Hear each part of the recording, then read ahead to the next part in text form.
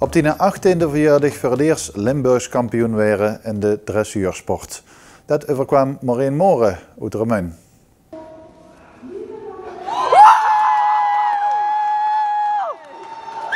Maureen Moren uit Remun kon het bijna niet geloven. Op zijn 18e verjaardag werd het Limburgs kampioen.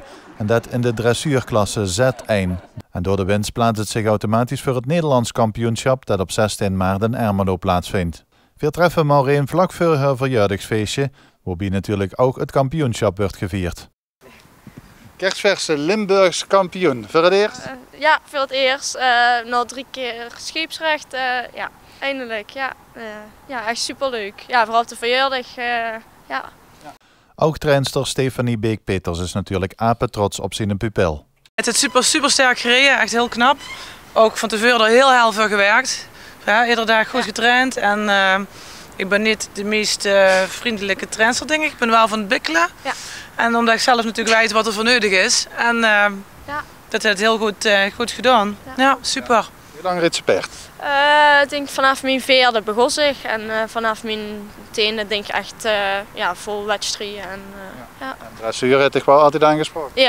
Ja, pap is meer van het springen, maar ik vond dressuur toch, toch leuker. Ja. En met succes dus? Ja. Maureen Moren boekte het succes met de pony met de toepasselijke naam Good Looking. Ja, hij is nu 8 jaar en ik ken helaas door mijn leeftijd niet meer met hem internationaal. Dat vind ik wel heel erg jammer, want hij had er wel echt de potentie voor. Maar ja, we gaan nu landelijk gewoon zo hoog mogelijk scoren. Ja. En dan tenslotte nog naar het NK toe. Ja. Dat is weer een heel ander niveau, denk ik toch wel. Ja, maar dan kan het zich zeker meten met degenen die daar zijn. Dus de kansen zijn heel groot, ook op het NK. Ja. Z1 is net een klasse onder het allerhoogste wat bij de pony's het überhaupt bestaat, het Z2.